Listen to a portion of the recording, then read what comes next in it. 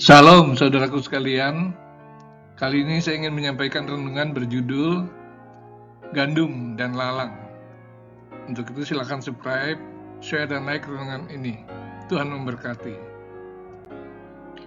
Demikian jugalah pada akhir zaman, malaikat-malaikat akan datang memisahkan orang jahat dari orang benar. Matius 13 ayat 49. Di dunia ini ada orang benar dan orang fasik. Ada ajaran kebenaran, ada penyesatan. Di mana posisi kita? Apakah kita termasuk orang benar yang menjadi anak-anak Allah, ataukah termasuk orang fasik yang menjadi musuh Allah? Apakah ajaran yang kita ikuti adalah kebenaran yang membawa kita pada keselamatan kekal di sorga, ataukah ajaran menyesatkan yang membawa kita pada kebinasan kekal di neraka?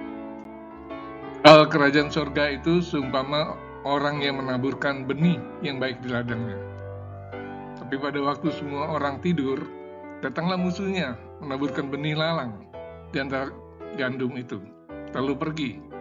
Ketika gandum itu tumbuh dan mulai bergulir, tampak juga lalang itu.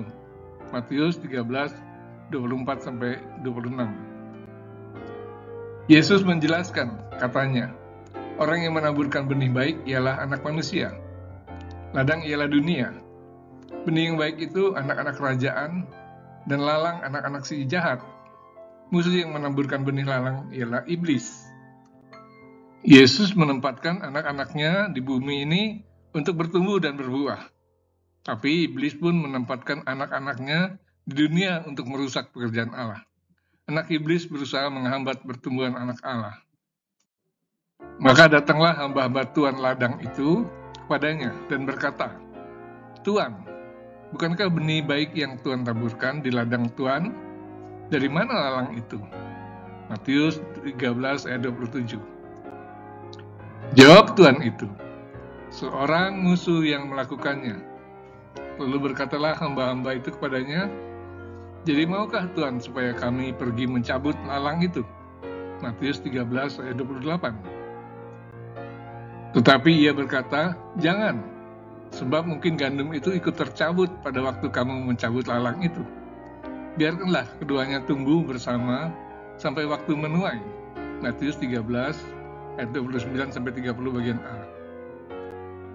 Pada waktu itu aku akan berkata kepada para penuai, kumpulkanlah dahulu lalang itu dan ikatlah berberkas-berkas untuk dibakar. Kemudian kumpulkan gandum itu ke dalam lumbungku. Matius 13 ayat 30 bagian B. Gandum dan lalang akan terlihat perbedaannya saat penuaian. Gandum menghasilkan gandum, sedangkan lalang tidak. Waktu menuai ialah akhir zaman, dan para penuai itu malaikat. Maka seperti lalang itu dikumpulkan dan dibakar dalam api, demikian juga akhir zaman. Para malaikat akan mengumpulkan semua yang menyesatkan dan semua orang yang melakukan kejahatan. Semuanya akan dicampakkan ke dalam dapur api. Di sanalah akan terdapat ratapan dan kertakan gigi. Pada waktu itulah orang-orang benar akan bercahaya seperti matahari dalam kerajaan Bapa mereka. Siapa bertelinga, hendaklah ia mendengar.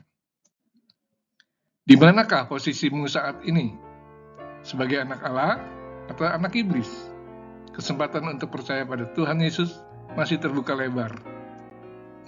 Terimalah Yesus sebagai Tuhan dan Juru Selamatmu, maka engkau akan menjadi anak kerajaan sorga. Amin.